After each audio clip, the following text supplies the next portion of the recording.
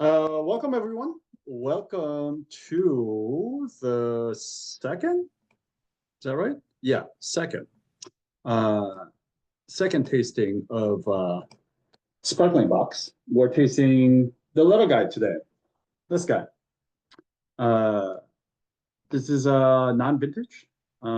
Champagne Pierre Paillard, Le Parceles, Bouzy Grand Cru is what we're tasting today. So if you opened up a 750, you opened the wrong bottle because we're tasting a little guy today. Um, but just a few announcements before we get started. All this went out on the email if you saw the reminder email yesterday. But this is the last call for Case Cup. So all your Thanksgiving wines that you wanted or a feature, if you want to participate in that, you need to get those orders to me ASAP. Usually I have little leeway in terms of a few days afterwards to kind of squeeze in some orders and whatnot. But this month is pretty tight. The turnaround is tight on those orders, some of those bottles. So I need to get those out ASAP, like by 4 p.m. tomorrow. So if you are thinking about doing Case Club, I highly recommend you just to get that order in now so you don't forget, so you don't miss out. But anyways, do that. And if you want those wines by Thanksgiving, if you don't care for them to get them by Thanksgiving, no problem. But if you actually want them by Thanksgiving, please do let me know. Then I'll figure out a way to get those wines to you by Thanksgiving. So yeah, please let me know ASAP. If just shoot me an email and just let me know that you want your order by Thanksgiving, and then I'll make it happen. Bouzy Box 5.0 2025. That's coming on the way. Many of you have responded back to my email. Let me know that you're in. But if you are interested in joining on Bouzy Box 5.0, please let me know. So I can get your names in, get a sense of how many people to start planning all of that. But do let me know ASAP. And if you have any questions about what Bouzy Box is and you've never joined before, also let me know, and so I can answer any questions you may have. Last but not least, so in 2 days, in the 15th, as usual, the invoice for next month is going to go up. In case you haven't heard, next month's theme is going to be Georgia. So the turnaround on this thing is quite tight this month. So if you are planning on joining us, go ahead and pay the invoices. If not, just let me know so I can start getting, especially if you're out of state, I need to know ASAP. So please do let me know sooner than later that you're joining or not, so I can also plan for all of that. But yeah, the turnaround time on that is pretty tight, so I'm gonna start probably hounding people as soon as the invoices come out. So please take care of that one way or the other ASAP. And last but not least, this month we're donating to WABA, Washington Area Bicycle Association. They do some good work around here. If you are interested in learning more about what they do or donate alongside 6 Foot Wine Club, the links are right there in the chat box. Any questions about anything I just went over before we get into the wine itself?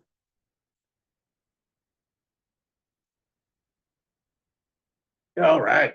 Well, in case you're just joining us, tasting this guy, the half bottle, the Champagne Pierre Paillard Le Parcelle Bouzy Grand Cru is what we're tasting. Let's start with a map. Finally, in Champagne. For those of you who are wondering why I'm such a champagne whore, this is kind of the champagne that makes you realize this is why. And if you don't like this, I'm sorry. I don't know what to tell you. But yeah, this is the kind of stuff that I go gaga over. As soon as I taste this, I'm like, oh my God, this is what I want. But, and you know, only bad thing is that it's only half bottle because it's too goddamn expensive. Because good champagnes are never cheap. So, anyways, here we are. So here's a map of France. Should look pretty familiar. You've seen this probably many times by now. Champagne is right here, this kind of purple area, east of Paris, very close from Paris. If you ever go to Paris, if you ever go to France, you've never taken a wine trip, you don't know where to really go. This is super close from Paris. You can take a train, you can even drive off there. Very close. But so you can see This is the most northerly wine region in all of France. What does that mean? It means it is frigid cold here. It is really, really cold here, and they constantly struggle with ripening the grapes here. And also because the climate is so marginal, the vintage variation, vintage to vintage, is quite dramatic, quite dynamic, is quite wide. And you know, the Champenois, the people who live here, they saw this as an opportunity, not necessarily as a weakness. So they invented this sparkling wine they simply call champagne. And they decide to do something that the rest of the wine world really doesn't do, which is this idea of assemblage, which is blending across vintages. So most champagne, this one that we're tasting today included, are NV, stands for non-vintage, meaning they blend across different vintages just so that they can have this kind of a consistent style. They can minimize the risk of that, the vintage variation, the wide vintage variation.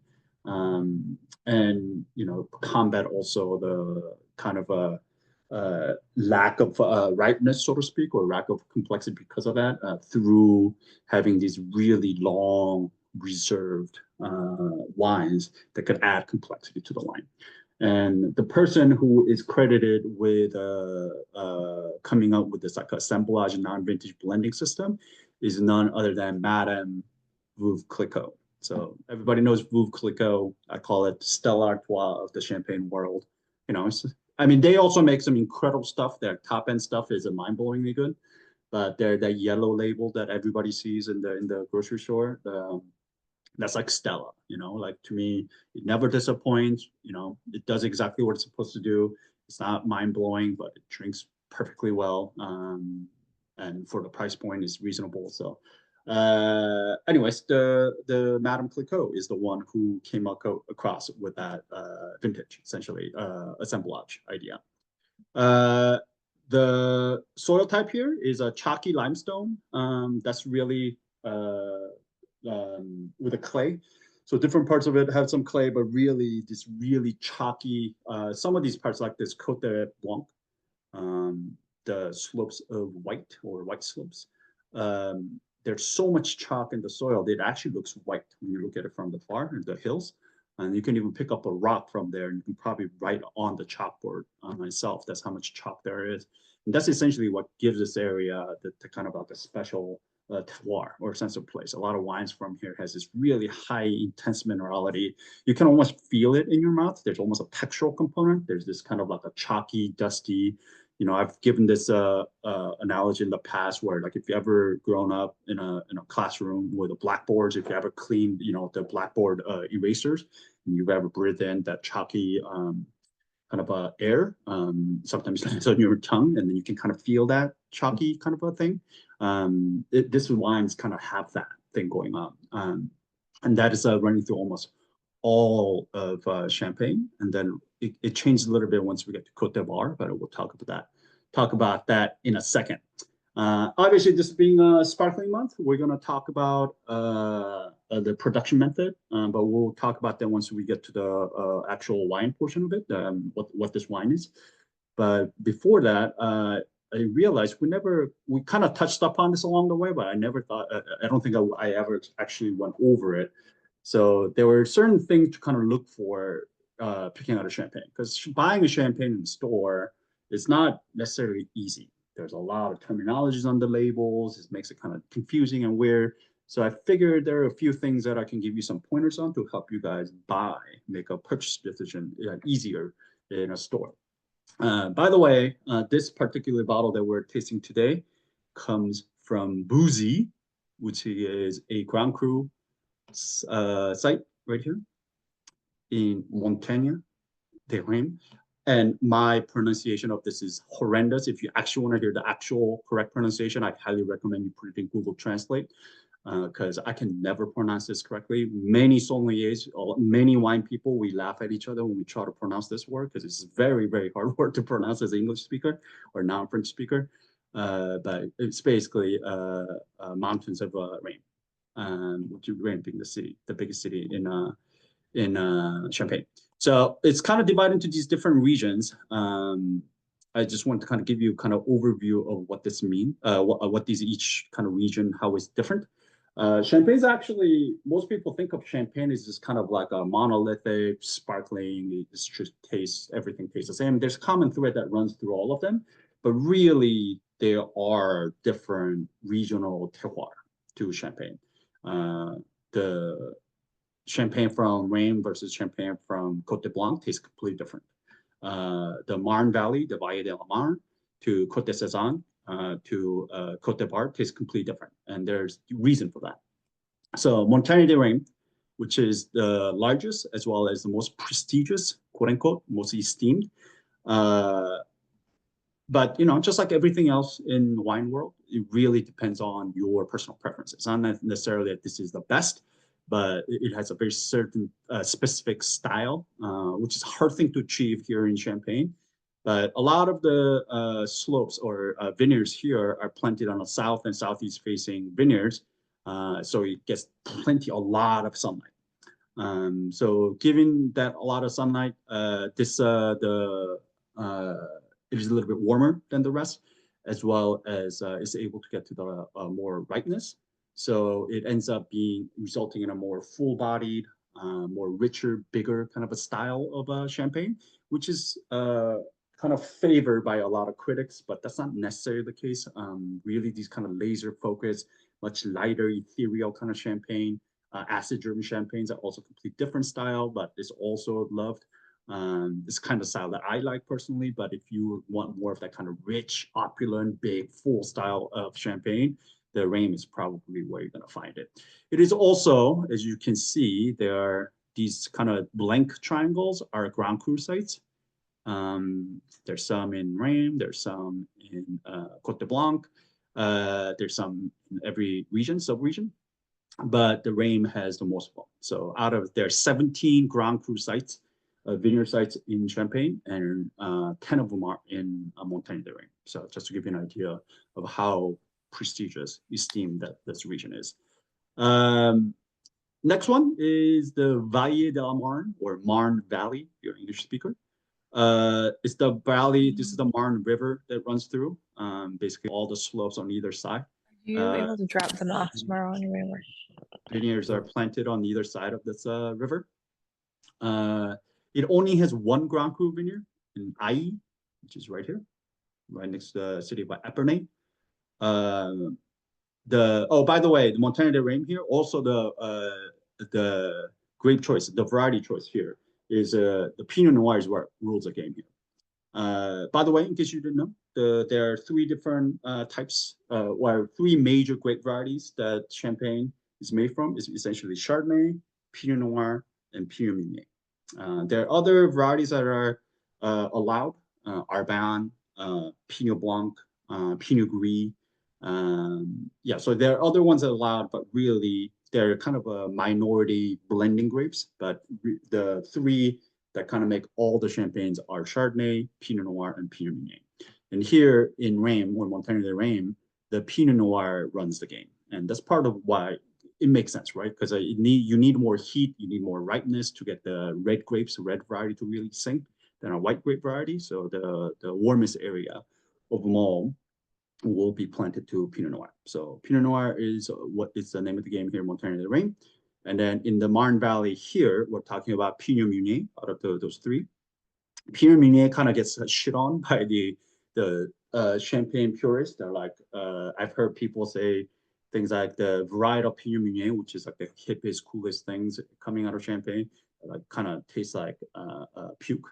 But you know, it has a little bit of that kind of rustic funk, Pinot Meunier, but some of the really groundbreaking champagne that's coming out of the area right now is all 100% varietal Pinot Meunier, which is not something that's been done for a long time. But this area, the Marne Valley, is the home of a Pinot Meunier.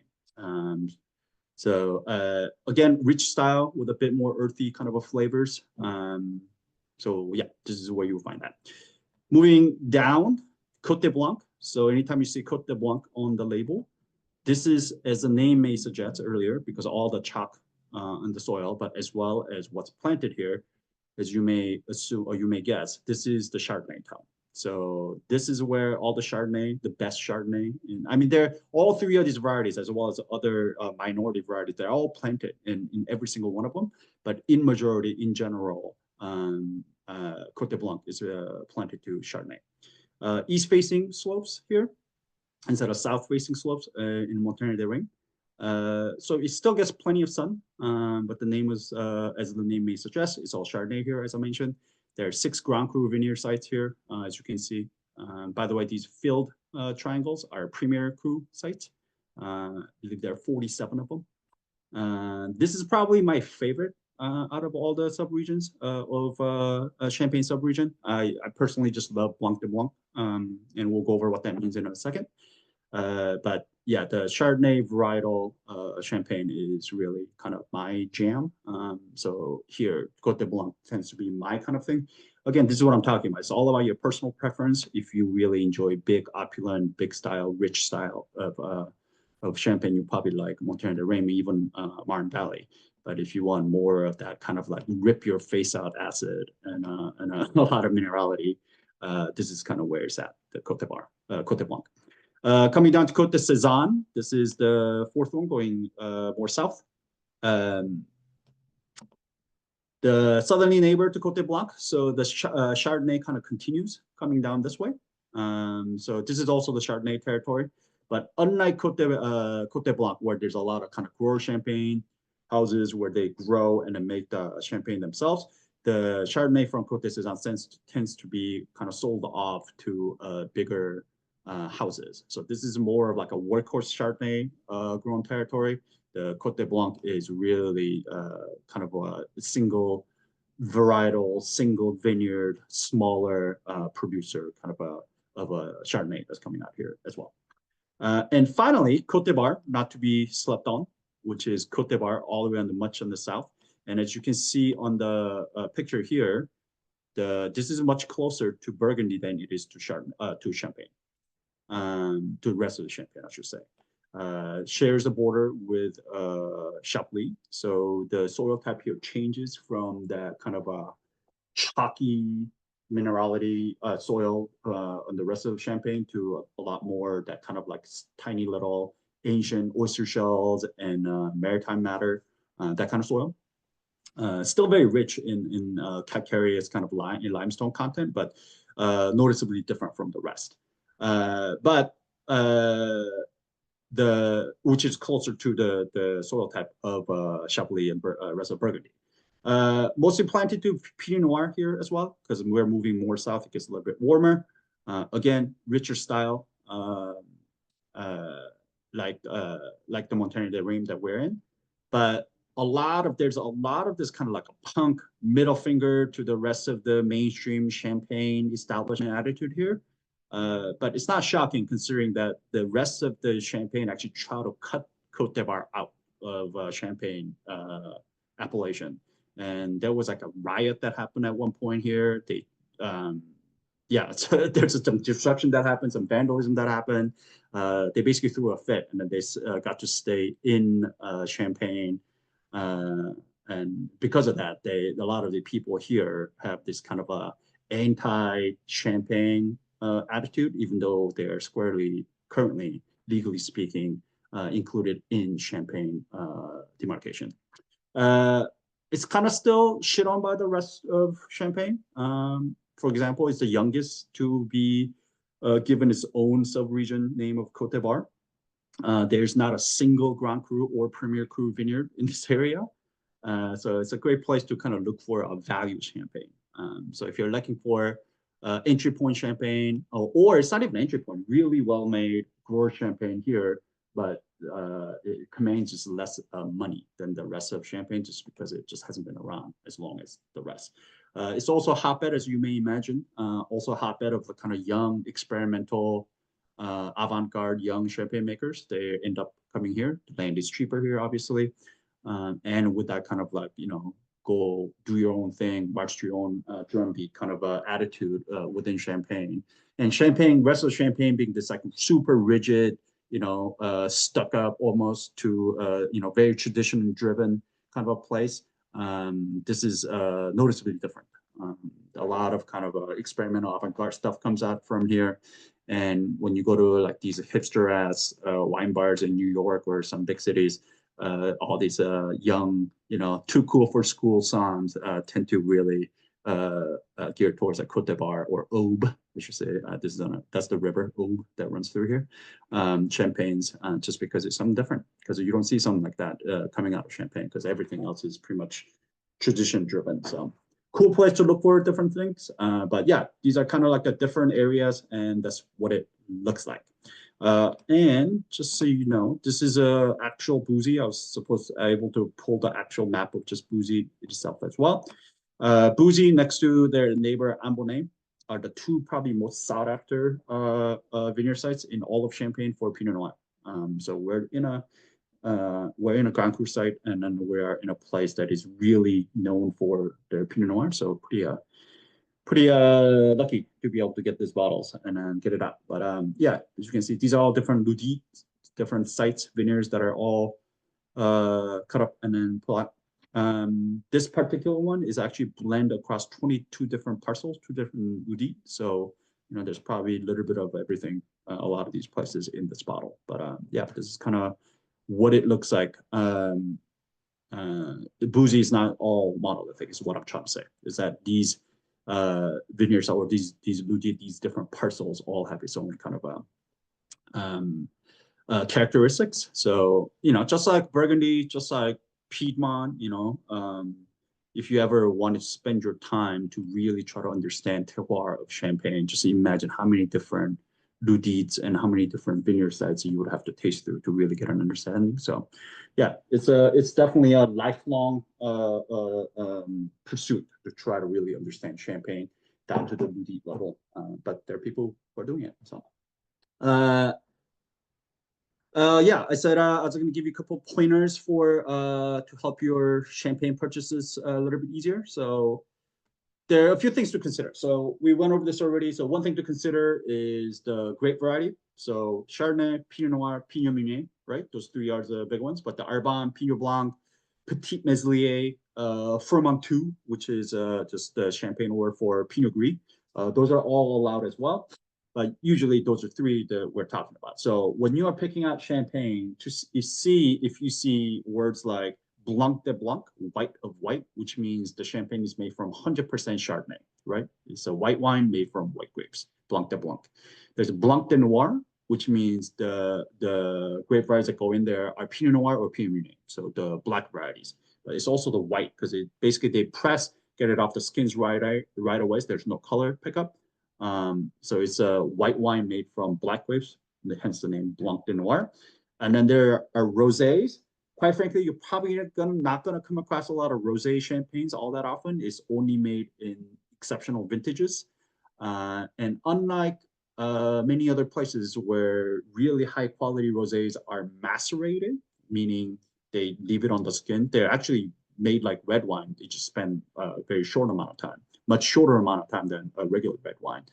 That's what rosés are. But here, supposedly, the highest quality rosés that are only made in the exceptional vintage years, they make it by essentially blending white wine and a touch of red wine. So they make red wine separately. They make mostly white wine, and literally they just pour the red wine into the white wine and make it rosé. So, people who are out there, they're like, oh my God, that rosé is bullshit, because it's not really maceration style. And then it's all the same people that will also be like, oh my God, rosé champagnes is like so rare. Like I want a bottle of that. Like they realize it's just blended. It's not even macerated. But anyways, there's that. And if you don't see any indication on the label, whether it says Blanc de Blanc, Blanc de Noir, or rosé or whatnot, most likely it's a blend of those all 3 grapes, the Chardonnay, Pinot Noir, and Pinot Meunier, which is a very, very typical champagne. So that's something to consider. So when you're tasting champagne, when you're picking it up, pay attention to what grapes it's made from. Maybe you are a varietal Blanc de Blanc guy like me, or maybe a Blanc de Noir person. Maybe you are a rosé person. Maybe you don't care. Maybe you like the little blend of all 3. So that's something to look out for. So pay attention to that.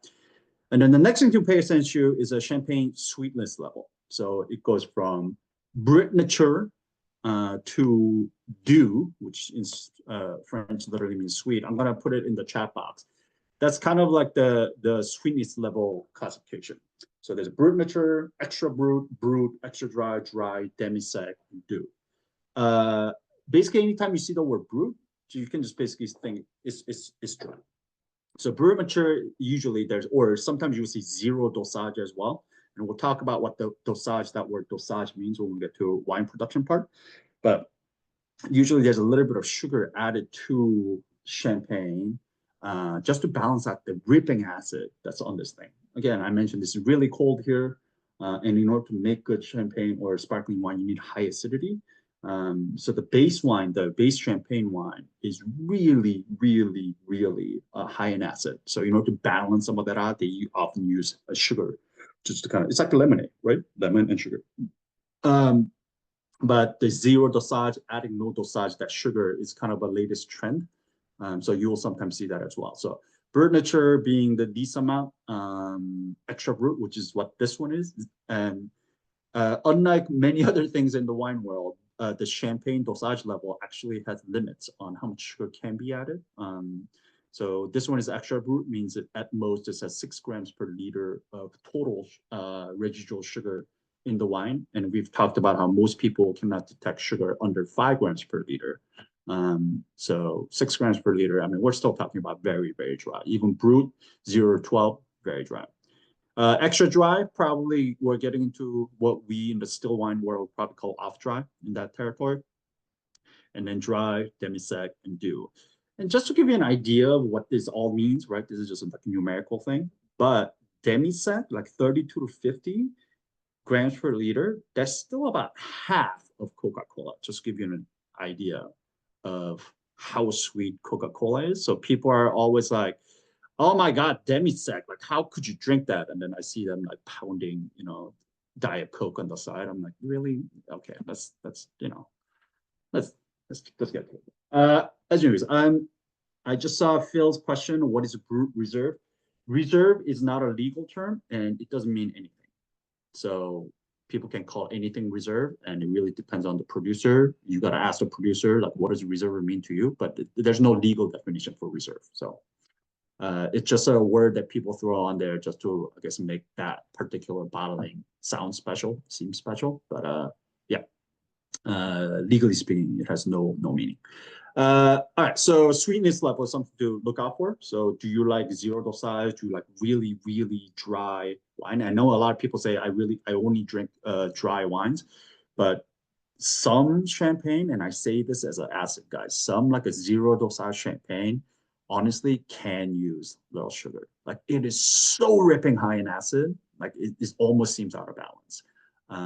So you be the judge, you know, taste through your wines. You decide what level of a champagne sweetness level seems right to you.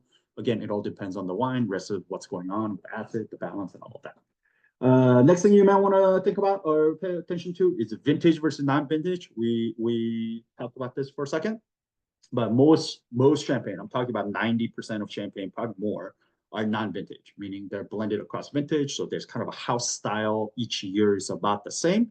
But every once in a while, when the year is really good, they'll declare vintage. They'll actually put a vintage on the label. But by law, also in champagne, the aging requirement changes.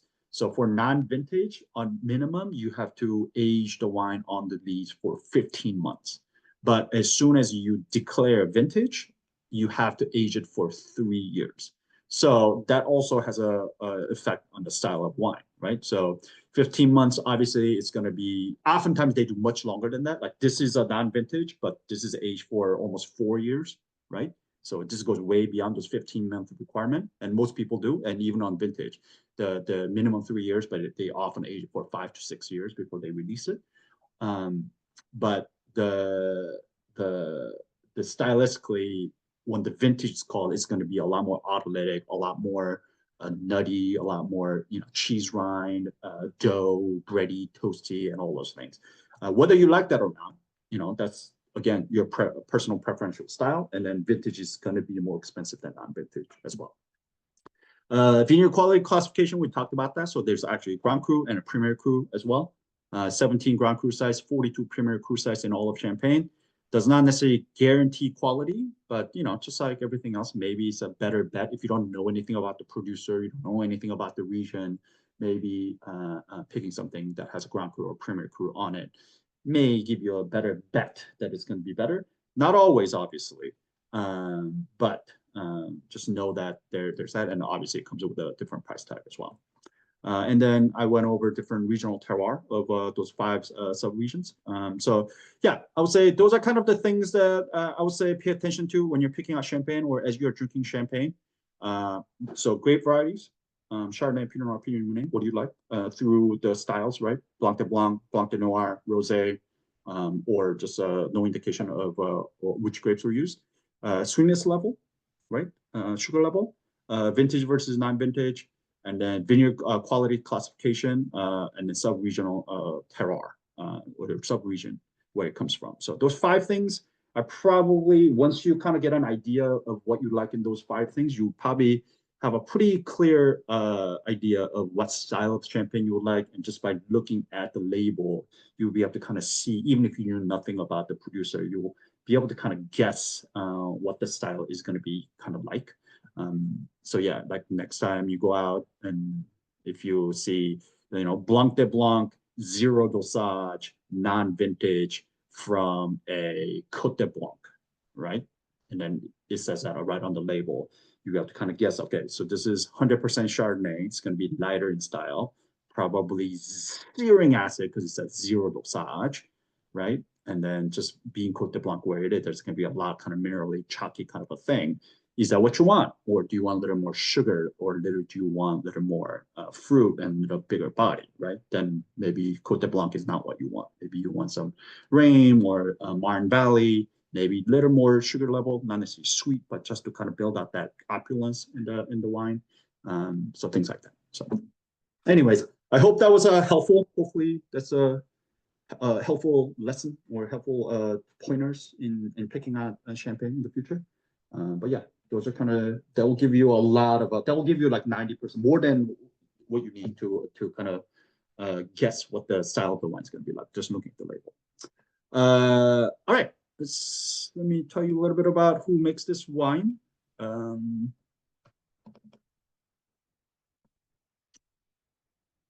So this is Bouzy, by the way. This is what the area where this comes from looks like. This is taken straight from the Paillard's website. So this is actually their vineyard. This is where probably there's fruit from these vineyards actually probably came here.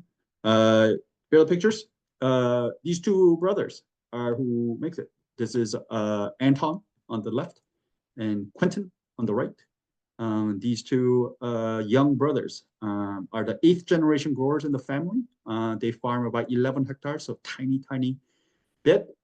11, but not only 11 hectares, 11 hectares divided into 28 different parcels. So we're talking about very, very small lots, probably, passed down through the Napoleonic Code, and they owe, a few rows here and there. So yeah, 11 hectares divided into 28 different parcels, but they're all entirely planted in the Grand Cru of Bouzy. So they're kind of a Bouzy specialist. Average vineyard age is 29 years old, and the oldest parcel dating back to 1956. So yeah, we have some, 70-year-old vineyards here that they're working with.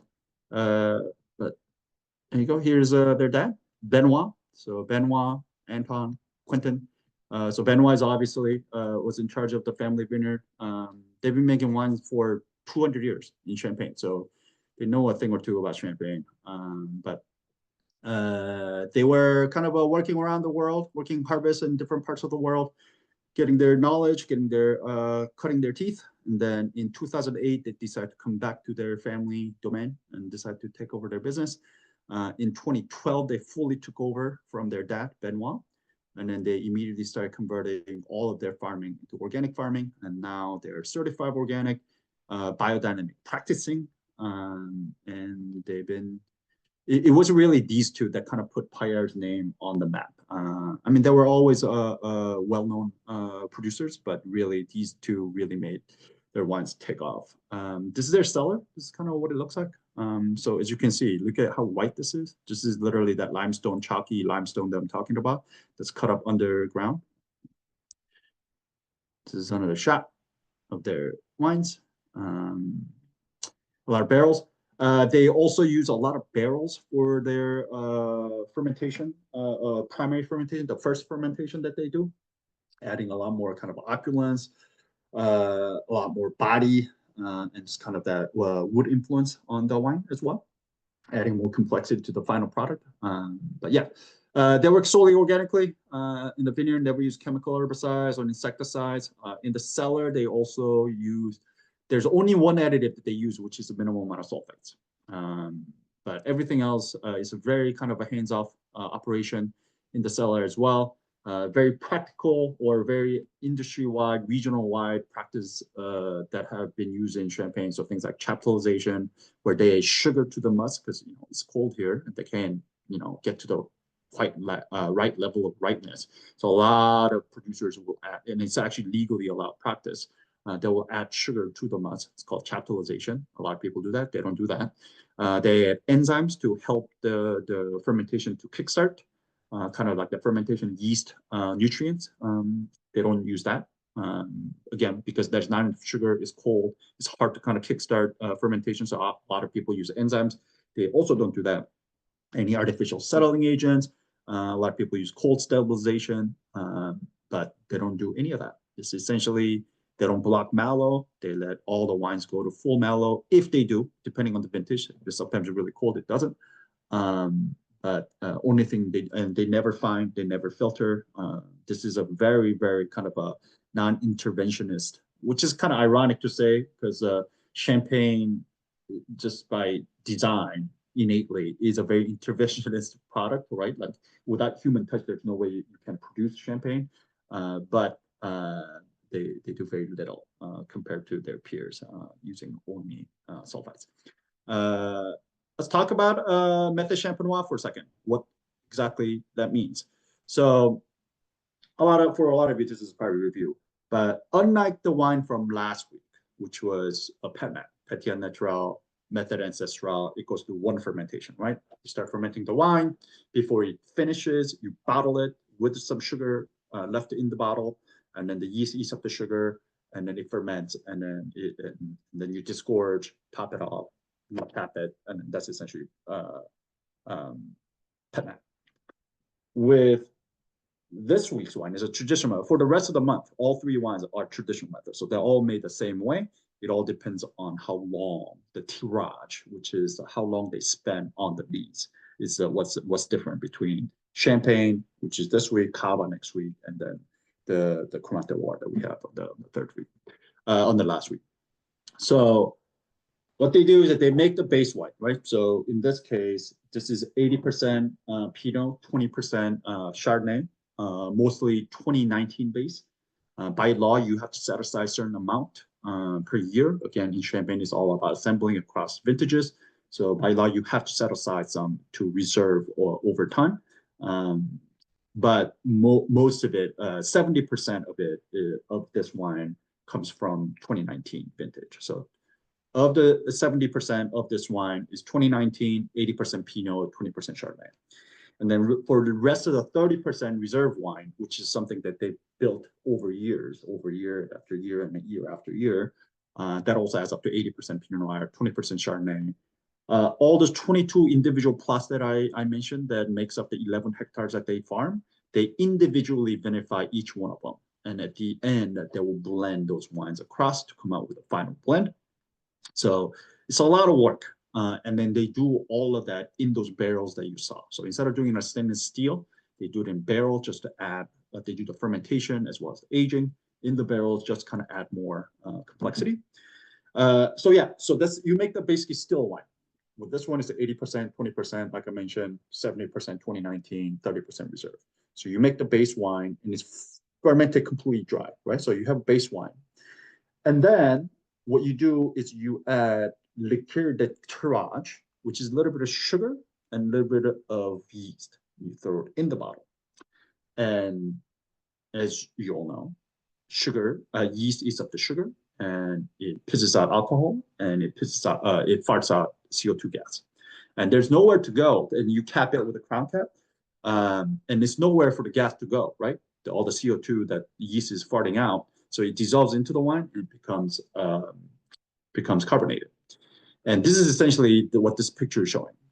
This is called riddling. So at that point, the wine goes on surlat, meaning on its side, aging on its side. And from there, every once in a while, winemaker will come in, kind of shake the bottle, rotate it, and then increase the angle on it, on these A-frames. By the way, a lot of these are done by machines these days, but there are still houses that do it by hand. So, and then you repeat this process over and over again until eventually you get to this angle where the bottle is completely upside down. And then you see this right here, lees. These are dead yeast cells that are collected on the top of the wine bottle. And all this time that this wine is spending on these dead yeast cells, that's called surlat, or surly aging, how long the wine has been aged on the lees. And that's earlier when I said there's a legal requirement for non-vintage, at least 15 months, for vintage, at least 36 months, 3 years. That's what I'm talking about. In Champagne, it's not about really the flower or the fruits and all of that. It's really about this aromatic, autolytic flavors and aroma that comes from setting the wine on the lees. This kind of a savory complexity that comes from that. So with this wine, this spends 30 months, surlat. So after 30 months, they'll get to a point where the wine is standing up just like this with all the lees collected at the top. And then they'll dip this bottle in like a icy, freezing brine solution. So the top of this bottle will basically freeze, and there will be ice puck, or wine ice puck with all the lees inside of it. And then they'll disgorge the wine, and it will shoot out that little puck with all the lees, the sediment inside of it, because all the pressure that's been built. And then afterwards, you put a little more using the base wine. They made the wine. Do you top it off? And at that point is where the dosage, the sugar that I talked about, comes in. Depending on how much the winemaker wants to put in, they may put in nothing, or they may put, all the way up to 30 grams per liter. So they adjust the sweetness level to balance out the wine. There's acid in the wine. And then they'll cap it with the cork and the cage that we see when we first buy it. So first is in the crown cap, like you see here, right? And then after this process of disgorging it, you put a cork in it and put a cage on it. And then you usually put it on for additional bottle aging before it goes out. So that's how Method Champagne Noir is made, and it's all about the amount of time it spends on the lees that I'm telling you about. From this process all the way till going upside down like this. So for this wine, it is 80% Pinot Noir, 20% Chardonnay, 2019 base, 30% reserve wine. Goes through full malo, goes through all the Method Champagne Noir that I was telling you about, the tirage. It's all barrel fermented wines, the base wine, not the stainless steel. It's a lot for 30 months. So we spend 30 months on the lees. Again, the minimum requirement is 15 months. So they spent twice as much as they needed to do on the lees. And then it says on the bottle, and a lot of Method Champagne Noir bottles will tell you this. I don't know where it is, but it tells you the disgorgement date. I saw it somewhere. I don't know where I saw it. Here you go. Yeah. In dosage, it says 1 gram per liter.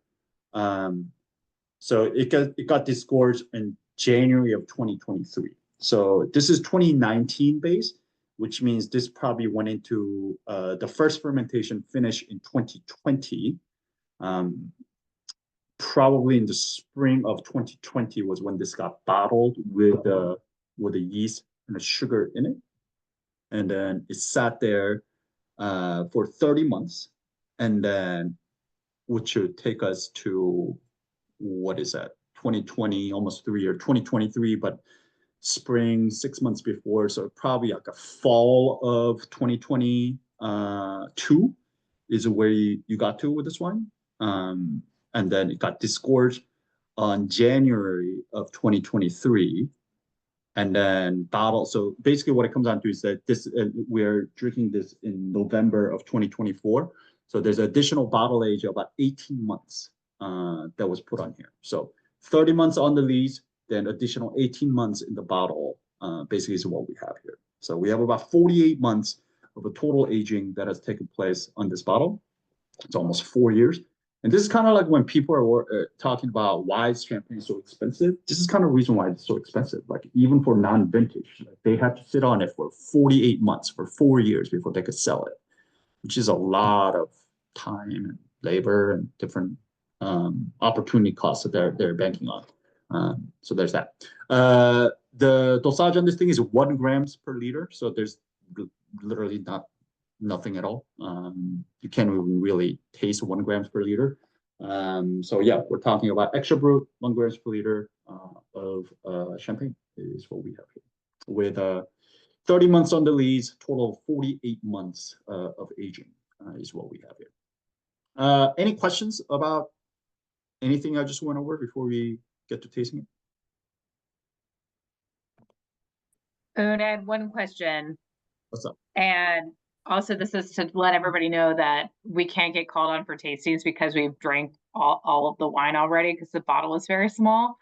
But so in the tasting notes, you were like, you could decant this. And I was like, I have never decanted a champagne before. What does that mean? What does that look like? Yeah, so oftentimes wines that have spent so much time inside the bottle, I usually like to decant just to give it some time for. But are you like really decanting it? You're pouring it into a different thing, or you're just opening it? I'm opening it and I'm actually decanting. So I've decanted full champagne before, but like I mentioned, you gotta be okay with losing some bubbles. I'm not okay with losing bubbles. Then don't do it. Then don't do it. Just drink it slowly, keep it in your glass. Yeah, drink it more slowly, and then that's totally fine. But to me, if you like, so I've said this before, but I really actually enjoy drinking flat champagne. I know it's thank you. Fucking crazy. No, to say, because I mean the part of what you like about it is the bubbles. What I like about it is bubbles too. But to really get an idea of what's happening with the wine, like having it go completely flat and actually tasting it at room temperature will make you understand like how fucking complex this wine is. Like it is the layers that you find when you taste the wine. So I'll say this. I like tasting champagne when it's flat and warm. I like drinking champagne when it's cold and fizzy. How about that? okay, all right. I mean, yes, I don't want that. I don't want that former experience. I'm actually like. I mean, also just by I know we're like it, yeah, you're not. We're becoming more wine nerds, but I feel like I'm not there yet. Where I want warm, flat champagne. Yeah, it's not going to go flat. It's just that it's not going to be as effervescent as freshly popped bottle.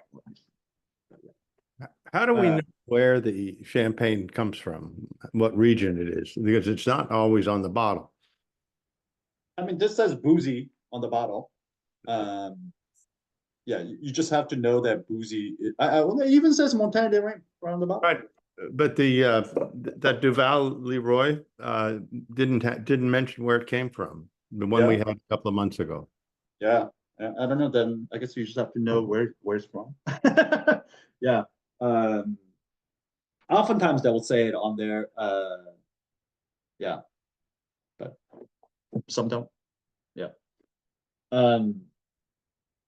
And some of them, honestly, is because they are actually blending it across champagne. It doesn't come from just one region. It's like this just happens to be come from all Grand Cru side, all Bouzy, right? So it says on there.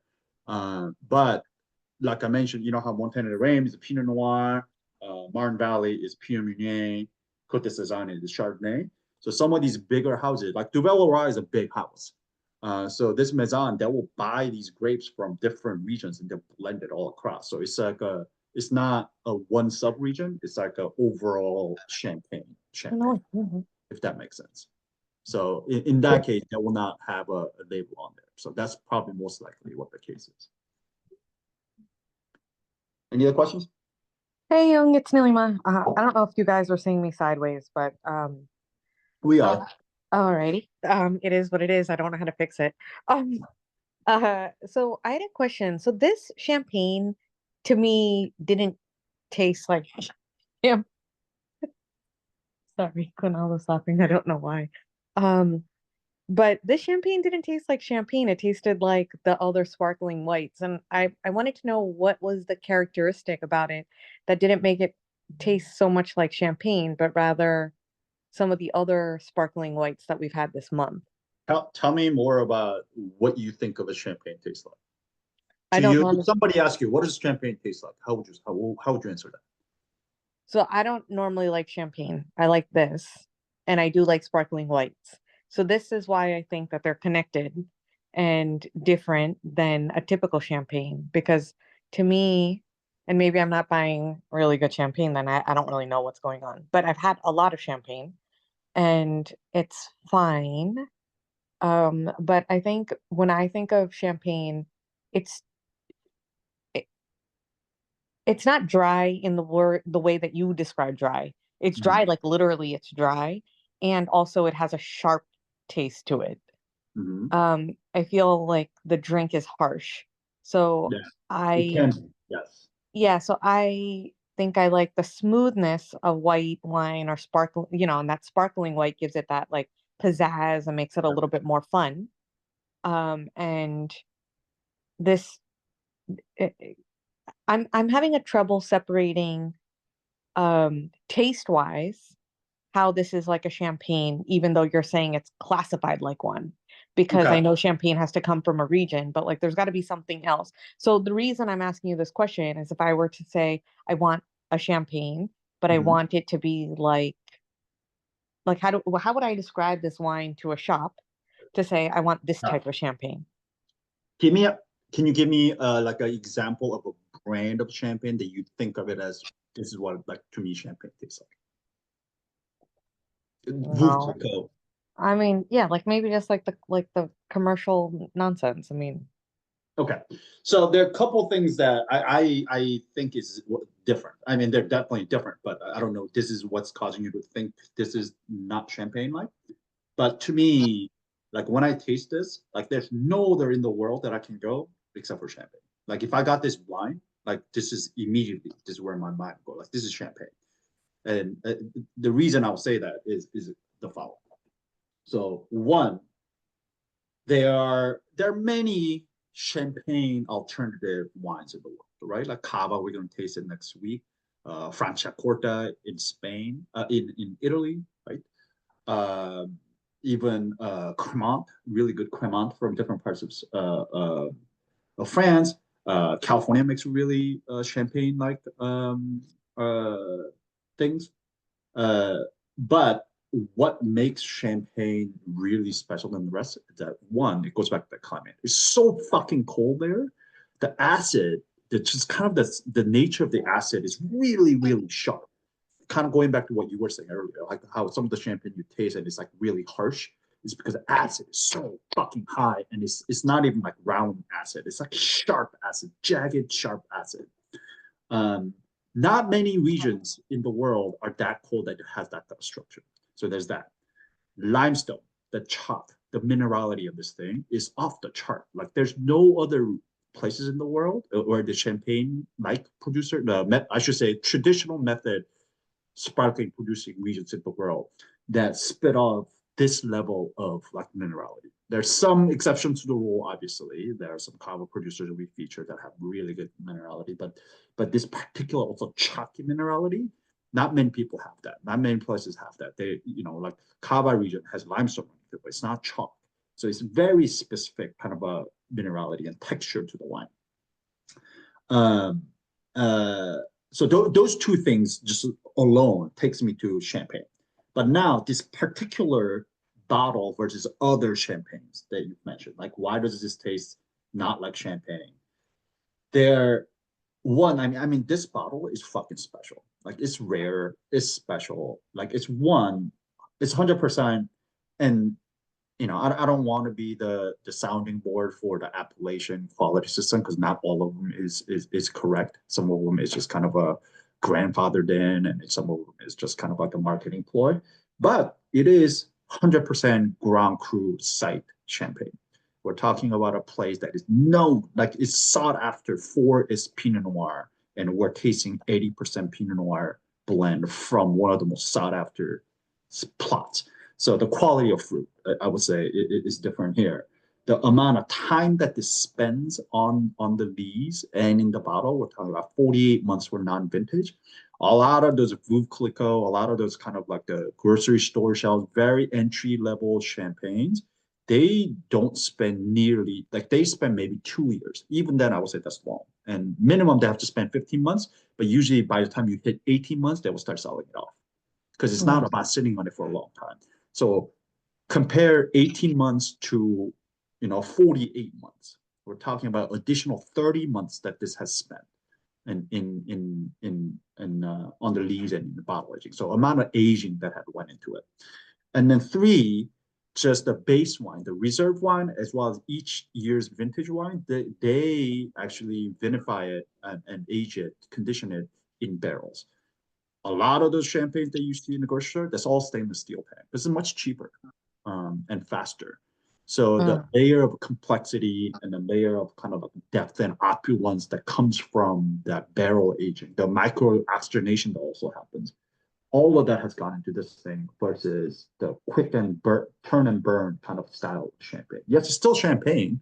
It still met that 15-month requirement. It still is made from those 3 things. It comes from champagne, but even within champagne, there are levels to this game, so to speak. And this is just what a really fucking great champagne tastes like, as opposed to the other ones are very much like entry level champagnes. That would be my guess. I just wonder then, okay, so it's like based off of that, I feel like if you're going to drink champagne, you need to drink the good stuff, number one. Or if you're going to drink, because then otherwise you might as well just go for a good quality sparkling white that's still much better than a champagne. Right? Like this is Agreed. the formula. No, I 100% agree. If I would say exactly what you said. Either save up or either just drink this, not so often because it's champagne is expensive. Good champagne is very expensive. So drink less, but drink this, less often, but drink the good stuff. Or let go of all that entry level champagne and get like a really nice cava. Get a really nice other champagne method champagne alternatives, because to me that is money better spent. I'd much rather that than an entry level champagne, just for the sake of drinking champagne. 100%. Okay, cool. Thanks. Yeah. Any other questions? One more question, maybe. That I think you've talked about this a bit, and I've forgotten all the details. Like how? So you talked about like in Cote d'Ivoire, there's no Premier Cruise or Grand Cruise. Like how dynamic or not dynamic is the cruise system? Like how often do you know about? Like not at all. Okay. I don't remember the last time that there was a sites added in champagne for Grand Cru. That system has changed. I don't remember the last time. Yeah, I don't know when. Yeah, it's not dynamic at all. Yeah, I mean, I think you were talking, maybe it was like Germany when you were talking about like overhauling some of the appellations in like the 90s or something. But yeah, I couldn't remember how Bordeaux sites were added. Bordeaux. Yeah, Bordeaux went through some declassification and Bordeaux. added some classification. Yeah. But yeah, Champagne it's a very rigid place. Let's put it that way. Yeah. If you ever go there, you can feel it. Like it feels fucking regal. Like it's not like, it's fucking bunch of chateaus, maisons, and just very, very, uptight. Feels very uptight. Which is funny because there are a lot of farmers, this region, the trade structure wise, is still very much run by these big ass gigantic champagne houses, and they buy up all the grapes that everybody grows. So they control the price structure and all of that depending on how much they buy.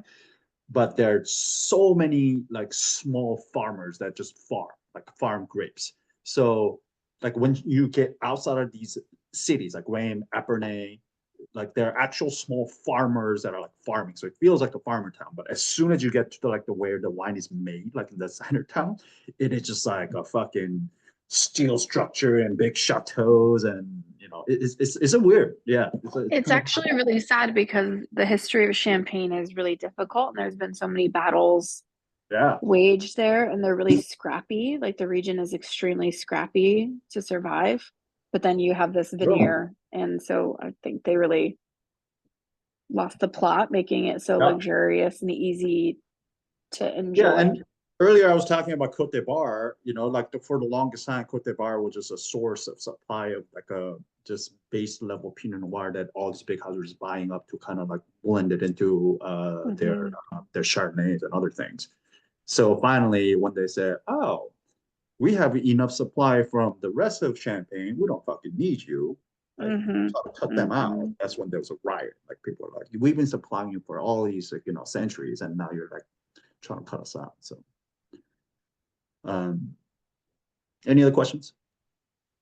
Do they sell non-sparkling, like still wine that's grown in Champagne, and is it good? Again, depends on the wine, depends on the producer. I've never seen a still white wine, but I've tasted their Côte Champenois, which is their red wine, so Pinot Noir from Champagne. It can be very good, but it is very expensive. It's expensive, and quite frankly, there are better Pinots for cheaper price than that. But you can, yes. And if you ever get a chance to taste base Champagne, like before you go to the second fermentation, I highly recommend you taste it, not because it tastes good, but to get a sense of what a face ripping acid is. Like it is rough. Let me put it that way. But yeah, it's crazy how it goes from that wine. Because honestly, when you taste it, there's nothing there. Like there's no fruit, there's no aroma. It's just acid, literally, and alcohol. But from that to end up with this, it's like it's insane to me in my head. Like I can't calculate it. Like how it goes from that simple wine to this like one of the most layered, complex wines that exists. So. And it's all because of tirage, all because of the leaves and time, essentially. It's the beauty of Champagne. All right. I know we're lagging behind here, so let's taste this wine. Who wants to take the appearance?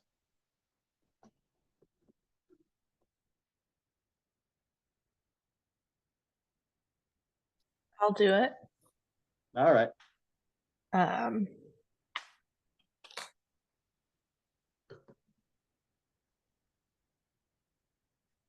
As I say that, and I'm like, I don't have anything white here. Let's see. I think it's well, it's clear. Yeah, I'll call this clear. And I would say pale. Yep. Or it's pretty. I don't think it's quite gold like last week we had, but oh, I see, lemon green or lemon gold. I guess I would go with lemon gold. Yeah. Of those three. Yeah, this is the color on this thing is interesting to me, which is like, yeah, I'll call this like not quite medium, but maybe medium minus. Somewhere between pale and medium. I definitely see some gold flecks here, but I also see like just a tinge of like a orangish kind of a thing going on here as well. Yeah. But to me, this is closer to gold than it is to lemon. So I don't know. Just for the sake of this grid, I'll say this is like a medium minus gold with perhaps like a orangey kind of a tinge to it. That's what I would call this. Any other observations? And it has bubbles. It has bubbles. All right, so last week, for those of you who were here last week, I asked, see if you could remember the bubbles coming out of the glass last week. So remember last week, there was almost like a heady, almost a beer-like thing that was going on. And then the bubbles were quite large and there's kind of like filtering out. But like if you look at mine right now, like I have these like really tiny little pinpricks of bubbles, just very persistent, but like coming off very slowly from one spot. And I have absolutely no foam on the top whatsoever. Yeah, they're like floating at the top, almost these little tiny pinpricks. And yeah, last week my bottle was like very actively bubbling. Right. So this is kind of the difference between the traditional method that has spent that much time, like 4 years in the bottle, has really time to really dissolve into the wine, versus Pennet method and straw, where it's just like, it's less bubbles, but they dissipate much faster. So like that. Great. Can I sidetrack us with a quick question, since you just mentioned the pet nat? So when they disgorge the bottle, is that like when you open a pet nat and it explodes in your sink? Basically, yeah. So they do the same thing. They flipped it over, so all of these kind of collect to the top. Sometimes I've seen them do the brine solution and freeze it, but with the pet nat, like I don't know why they don't also do that, because maybe they don't care to. But yeah, they just pop it open. Sometimes they do it underwater, and then they pull it back up, and then they top it off with a little bit of base wine and they cap it. Remember that what was that Movia bottle that we had? I forget. Puro, with that, it was like you had to disgorge it yourself at home when we did Slovenian box. Yeah. So it's basically that process. You put it underwater, pop it open, let the leaves shoot out, and then pull it back up. All right, great job. You get to pick the next person for the notes. Well, I mean, who has wine left that would like to do it? That's a great question. I also can't see anyone. I see Heidi is showing her wine, so I'll go with Heidi. All right, Heidi. All right, just gotta find the mute button. I shall. So I'm doing nose, right? Okay. Nose, yep. Okay. I've got golden apple. Wait. Oh, I need to go from the top for the top. Sorry, you're on my phone. You're tiny. Is this wine clean? Yes, it is clean. Yeah, this wine is clean. This wine is sound. Intensity. I give it medium plus. Yeah. I'll call this like right here, which is, what is that, like 3 inches? So I'll say it's like. I love that we do that. We're like, oh, profile. Yeah. Medium plus, bordering on pronounced, but yeah, it's here. So yeah, I'll call this at least medium plus, but yeah, it's bordering on pronounced. It probably get to pronounce as it gets warmer, as it opens up. Had you decanted it, Julia, it will probably get pronounced, but don't want to be a hater. All right, what do you got? I definitely get, I don't know that I get floral. Yeah. I get like a golden apple, kind of baked apple. Yeah, totally. I get, the yellow apple, baked like apple pie thing almost, like, yeah, for sure, 100%. Maybe like a touch of quince, but yeah, the yellow apple is strong, this one, for sure. Yeah, and it definitely favors that. I don't even get like a lemon or a citrusy. Yeah, I get maybe like candy-y, like lemon peel marmalade situation. I get really like mired lemon. It's not like a regular lemon. It's like a really sweet orange. Yeah, sweet. Lemon. Yeah, for sure. So yeah, like that candy. Like I don't want to. I struggle. I hesitate to call it candy because I don't want to seem like it's confectionery, but like it's very like sweet, kind of like a really ripe, almost overripe, kind of like lemony. Right. Yeah. For sure. Cool. Stone fruit, tropical fruit. No, I wouldn't say so. Yep. Red fruit, black fruit. No. Yep. Any fruit nature you've mentioned already, kind of like. Yeah, it's jammy, overripe, Yeah. type of fruits. Yeah, really ripe, almost overripe kind of a thing. It's not like there's nothing underripe about this. And considering that this comes from fucking frigid cold champagne, the fact that the fruit quality is this like ripe and that speaks volume about Bouzy, like why Bouzy is special, that you can get to this kind of like ripeness quality. Herbaceous, herbal, spice. No, I'm not getting any spiciness or herbal. It makes sense that it went through full mallow to take some of the really citrus feeling off of it. So I can get some creamy, but I mostly get honey. Yeah. Like if it is creamy, it's sort of like the buttery part of an apple pie, like, you know, the flaky pie crust situation over to me, there's brioche. a lot of pie crust there for sure. But before that, do you get any minerality on this thing? On the nose at least?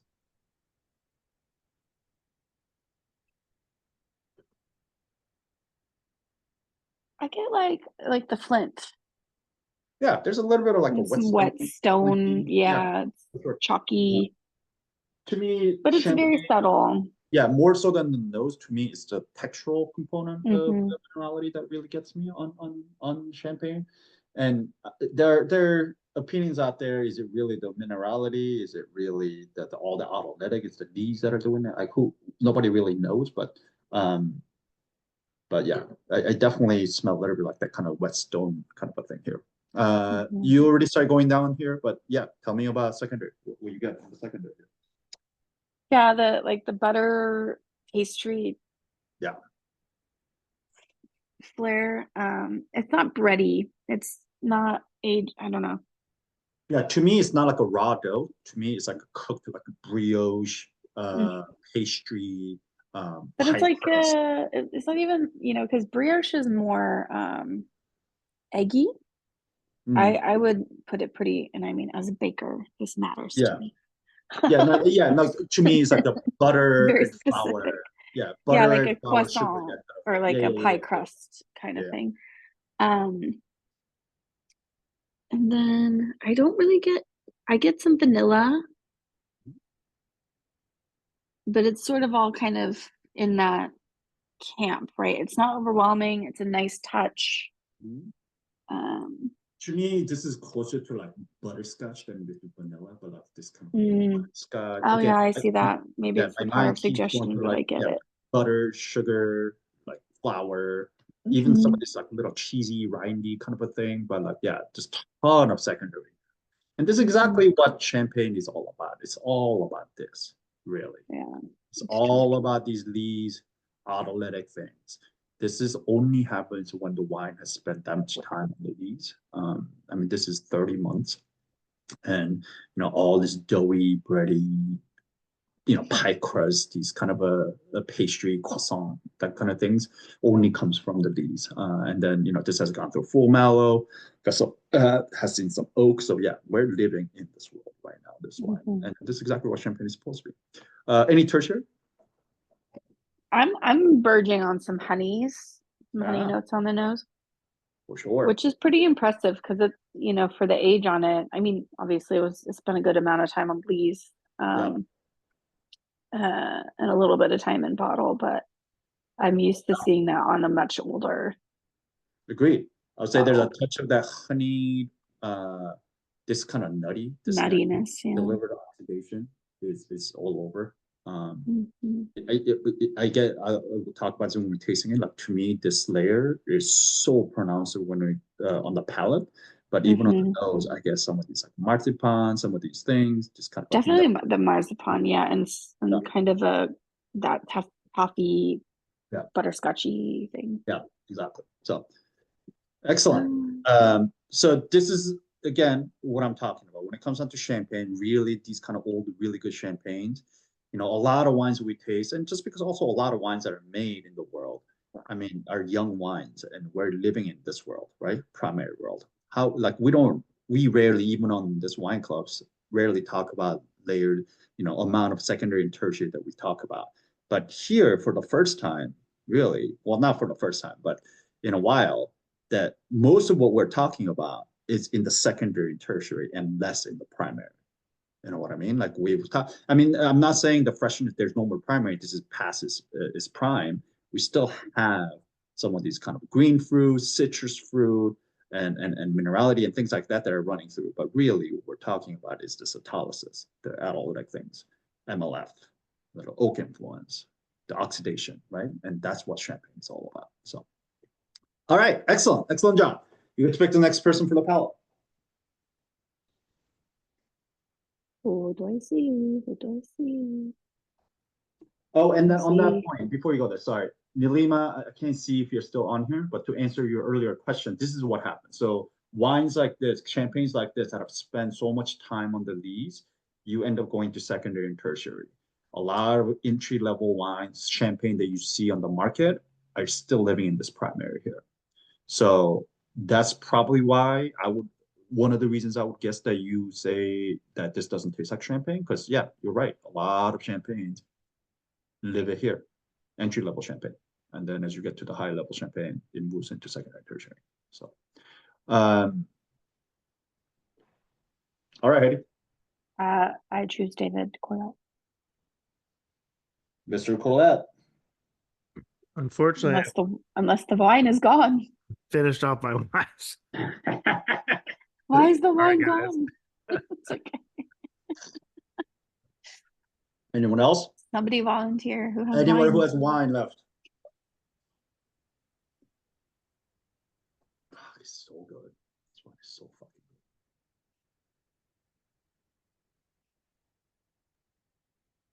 good. Come on. All right, Someone. I got it. All right, let's do it. All right. Start us on the top. Sweetness. This wine is dry. Say medium plus acidity. No tannins. Probably medium alcohol. What would you think the percentage is here? If you had to call 12.5. Yep. That's a very, very typical percentage for champagne. 12.5. So right in the medium territory. Yep. Body?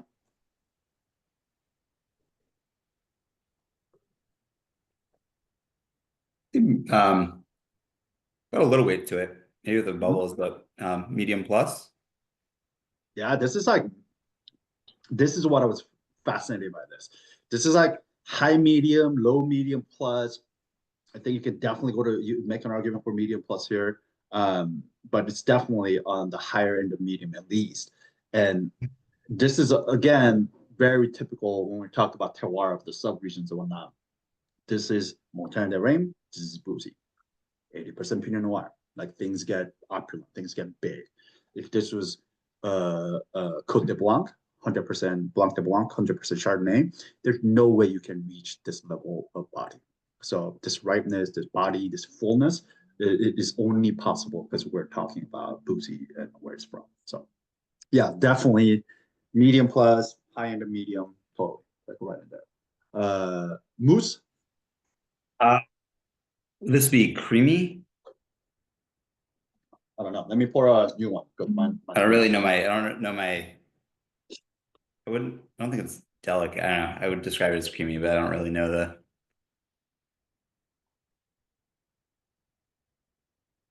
No, I'm gonna call this delicate. Delicate, like, okay. It fills your mouth, but the bubble quality here, it's like so. Oh, we said the pet nat last week. We said that was creamy. We called that creamy last time, yeah. Okay, so then okay, that's fair. Okay, so right, so this is. I mean, would most champagne be considered delicate then? Okay. I know this is my least favorite line item of all the tasting, but like delicate, creamy, aggressive. I think they're much more accurate way to describe this. Yeah. Distinguished way to kind of talk about this, but yeah. So like, yeah, okay. To me, this is one of those when you're swishing it around. Like it really like Yeah. feels creamy, but okay. Yeah.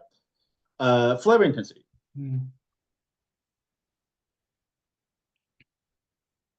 And flavorful, medium, high end of medium plus. Yeah, to me, this is like medium plus, and then my one is cold and as this warms up, it's probably get close to pronounced, but like there's nothing try about this. Like Yeah. yeah, this is at least medium plus, moving on to high medium plus pronounced. Yeah, this I'll probably end up on medium plus. I probably wouldn't go as far as the pronounce on this thing right now as it is, but again, had this been opened up for a little bit, had it warmed up a little bit more, probably get closer to pronounce. But as of right now, I'll call this a medium plus. But yeah, it's not shy.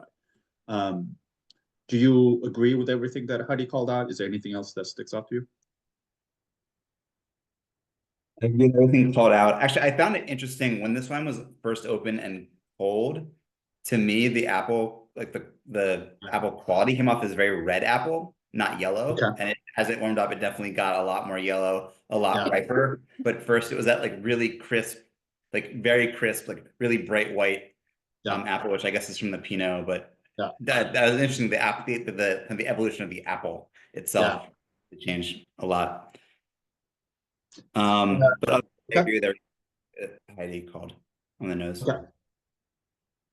To me, what I'm surprised and impressed by this thing is how, even though we talked about how this is where we live, right? Secondary and tertiary, like this is where we are, but still how much of the fruit is still, freshness is still left here. And I got a lot more this primary when I, like what you were talking about, Dave, when I first opened the wine, as this has sat out, it's got a little bit warmer, I get a lot more secondary and tertiary. But when I first opened it, I definitely got a lot of this like the appley, ripe lemon, all that stuff for sure.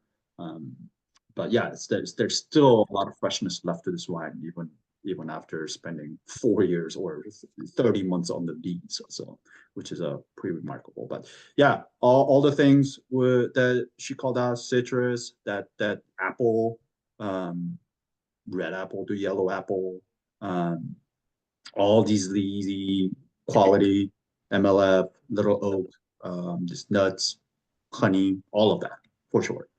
All right, how long is the finish?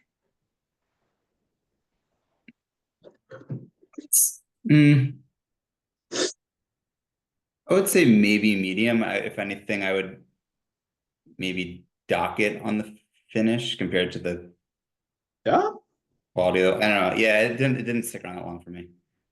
But maybe it was the Jollibee. I don't know. Nice. I don't know. I'm still tasting the oxidative layer. The nuttiness just lingers. To me, this thing hits it with the acid, the yellow apple, the lemon, that all that brioche kind of comes in. So you get these kind of like really savory pastry, pie crust, and all of that. And then all that oxidative layer. That's all from reserved wine that comes in. And to me, that's the part that lingers. So like, yeah, like I feel like I can still taste some of that, like the nutty kind of oxidative edge. So I'm gonna call this at least medium plus, if it's not definitely long here.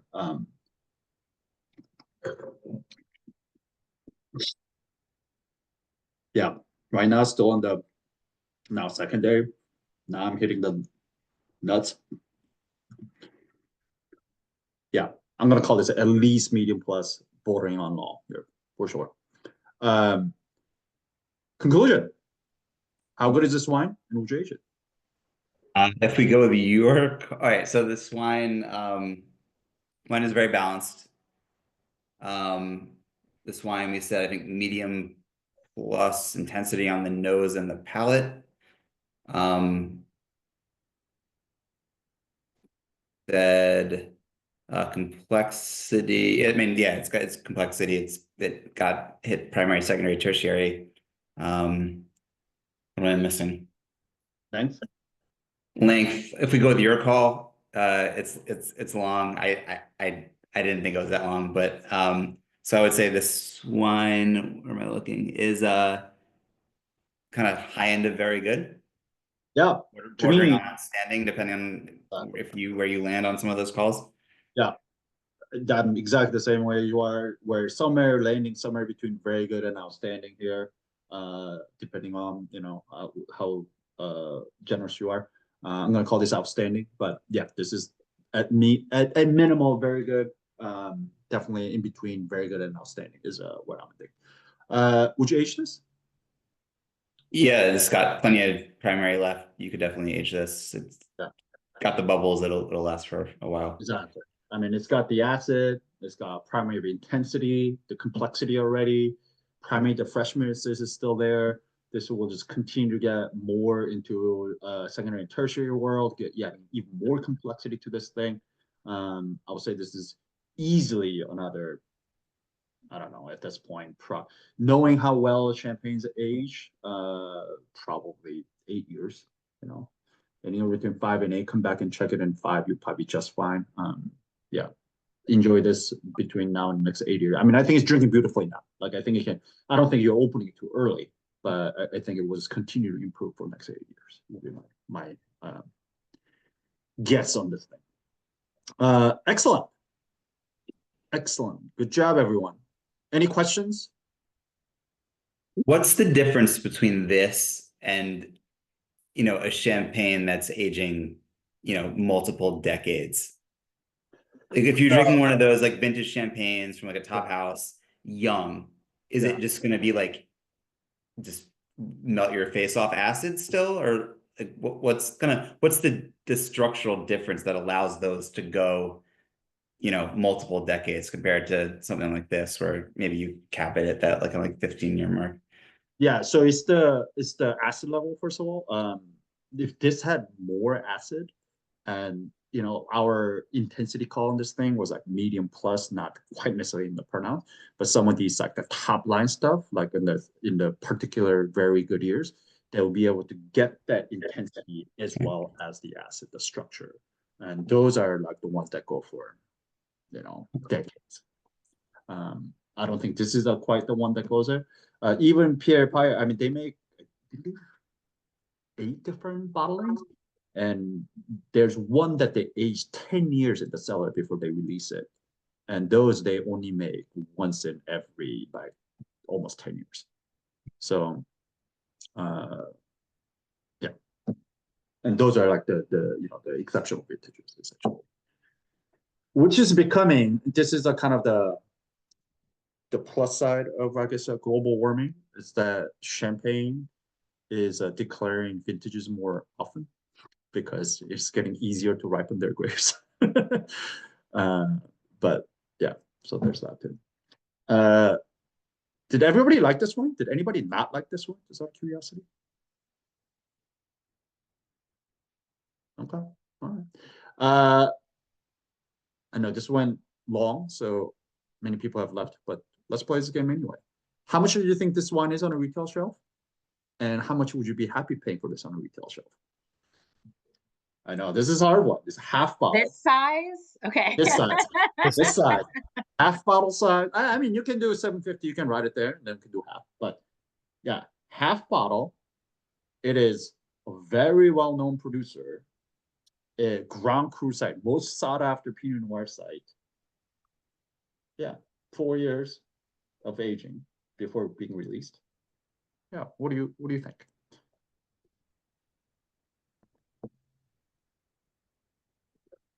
$50, 65, 65, 45, 45, 45, 45, 35.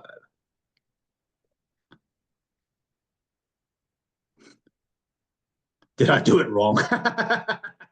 65.50. Okay. Everyone's else is just so much higher than mine that now I feel self-conscious. I mean, but quite frankly, I'm pretty impressed. You guys are doing pretty well here. So this on a retail shelf will be $51. So, you know, for $50 to get this. So this is kind of what I'm talking about. Like half bottle for $50 is fucking champagne. You know, like good champagne is not cheap. It's, you know, like a Voltaire fortune cookie. The inside of the oh oil has Voltaire. The inside the cap. By the way, does anybody speak French? What does that say? I didn't type it into Google Translate to really get a feeling for it. Anybody who speaks French, what does that label say? I threw it away, so I Yeah, can't sorry. tell. I sent it to Alexi, Uh-huh. who used to be on Wine Club, but he hasn't responded. I mean, I speak some French, but I don't know exactly what it says. So. So the second line is like of our brilliant French imagination, or something like our sparkling wine is the culmination of our brilliant French. I don't know what l'écume Something. means. L'écume, yeah, I don't either. But I think it's like collection or culmination. Mr. Allison. Corlette is our resident French speaker. It's of our fresh, well, you're right. I don't know what écume means. But it's of our fresh wine, sparkling wine, and then of our French is the image of brilliance, basically. Mm-hmm. But it rhymes in French. Yeah. L'écume. I don't know what l'écume means. I Googled it. It means little foam of small bubbles. Okay, foam. All right. Oh, okay. It's like the foam on the top of a beer, usually. Yeah. Of this fresh wine with foamy bubbles, comes the French brilliant image. Yes. Oh. I mean, there are, I think, a few things that French do better than anyone else in the world, and I think sparkling wine is one of them. And I think this is an example of that. And I say this as a self-professed champagne pourer, so. And not fortune cookies. And not fortune cookies. So I think I've brought this up before, and I wish like Bill was still on. I should just email everybody, and I'm sure Marty has thoughts. But so me and Dan and our 4-year-old and my sister and my 77-year-old mom are all going to Paris in a week. Oh, over Thanksgiving. And I've been there before, Dan's been there before. I think in both cases we cared a little bit less about wine. I mean, we liked wine and whatever, and like went to nice places. But I also like looked into like going to Rome, and like it was not like there's no way to do it with a 4-year-old, right? Like from Paris as like a day trip, like that would be like sanity producing. So I'm just kind of like, we have a lot of good recommendations in terms of like restaurants, and I've like plotted every like carousel in Paris, right? Like for the 4-year-old. But if anybody has like just like good wine shops or just like here's a chill restaurant that you don't have to get reservations 1,000 years in advance, and like also would be fine with either a 4-year-old having a meltdown or a 77-year-old having a meltdown. Like Question. Yes. Will you have an opportunity where this 77-year-old watches your 4-year-old at one point? Yes. Correct. There will be at least 1 or 2 nights out. Okay. Yes, where grandma takes care of Roxy, and then we can like go out and about. There's just right off the top, there's a place called Cab Fleury. So Fleury, Fleury. Fleury is a champagne producer, first biodynamic champagne producer in all of Champagne. They actually have a wine bar where they pour their champagne by the glass. And first of all, you go there and be like, what? Like, why do champagnes cost so little here? One, is their stuff, and it's France. You're like, what the fuck? And it's stuff that you can't buy anywhere else. It's like they only sell it at their place. So amazing champagne bar. Drink some champagne on the cheap. I don't know if this is up your alley, but right across the street from this champagne bar is a live sex club. So there's that. And then 2 doors down from that is an incredible jazz bar. Okay. So there's all kinds of entertainment. What part of town is it in? Oh, I gotta look it up. That's I fine. don't know. That's okay. We're flexible. Ka Flurry, like CAVK Flurry. Okay, like a K. Yeah. Okay, got it. Yeah. Champagne cave. Yeah. Okay. But it's hilarious as you're sitting out there drinking or sipping on your sip of champagne, and then there's this mid-aged woman. She does not look like a security at a live sex club, but last time I was there, like she was in front, like checking people in. I'm like, what's happening here? Like, why is there like a mid-aged woman checking people into a live sex club? But anyways, that was happening. So I do have a suggestion which might work for all ages. You can get gourmet boat cruises on the Seine. So you're floating around on the river and there's lots of stuff to see, but you're having a fantastic meal at the same time. Okay.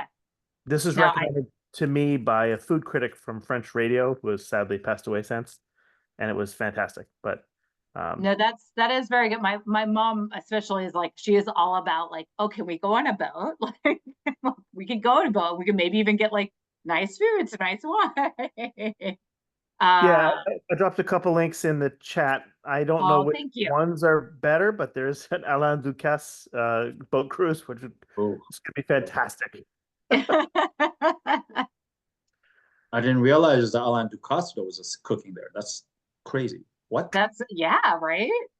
But yeah, I'll send you some stuff, Julia. I have a bunch of shit marked on my map. But yeah, that would be great. Yeah. I mean, again, it's like, I think like we, again, like if this had been just a me and Dan trip, or even just like me, Dan, and Roxy, we would have figured it out where it's like, oh, we'll like do some time in Paris and then we'll like go out into the wine country and we'll figure it out. But like, as it is, we're like, we have an Airbnb in Paris. That's the home base. And so like, we are not going to be able to like go out and like do, it's like doing like day trips is not going to be, I feel like a realistic option.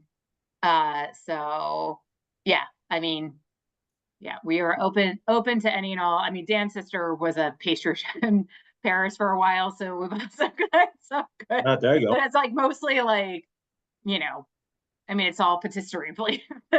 Yeah. Oh, that's great. Yeah. I will say though, I know it's France, it's Paris, and everybody's like, oh, I gotta eat French food, but Paris particularly has unbelievable Vietnamese food. I mean, makes sense, but has like unbelievable Vietnamese food. Oh yeah. Yeah. I mean, just saying. If you get tired of eating probably not up my mom's alley, but yeah. No, it's kind of an interesting where it's like both the dimensions of like the 4-year-old and the 77-year-old, but it's also in some ways the same thing. Like they have the same needs in terms of like, we're not going up a lot of stairs. Like there's not going to be too much walking. Like there needs to be a bathroom nearby at all times. Like early bedtime. Well, they can both go to bed, and that's kind of perfect. So I will that lately on French menus, they've started to put little green leaves next to wines that are biodynamic. Okay, yeah. So, yeah. Wait, is it biodynamic or organic? Right? Organic. I mean, whatever. I'm sure they have a different designation than we do, but it's natural wine. The bio, yeah. I'm sure they have a very strict definition if they're labeling something in France. Sure. Just figure out what it means. And I mean, I didn't have a 4-year-old or a 77. Well, no, I did have a 72-year-old. So maybe it's the same. But we went to Auxerre, which is a town just outside of Chablis. And then went into Chablis for a day. It was fantastic. See, that's the thing is like, I think my mom would love that, but I've like looked into just the options of, I was like, I will just hire a car, like let's throw money at the problem, like let's make it easy. And it's still just like a huge day for like a 4-year-old, like it's like someone's gonna pick you up at 6:30 a.m. in Paris, and then like you're gonna get back late, like Yeah, it's just like, and then like, there's nothing fun for the kid at all, right? Like, like you're just going to be with adults drinking wine all day. iPads my can boss be fun. iPads can be very fun for kids. I've heard. Oh no, I mean, don't get me wrong. I mean, Roxy goes to wineries all the time. Like 100, like all the, like that is basically our weekend activity is like an outdoor winery or brewery, and like she runs around, and then you have like a coloring book or a sticker book or whatever, and like she's very used to that. Yeah. But I feel like like when it's like these planned things, and like I feel like the outdoor situation is different. It's gonna be cold. Yeah, there'd be a lot of pressure too. So I mean, it sounds like I hear you. A long day from the pickup to the drop off, but my boss did go to France with her. She doesn't have any kids,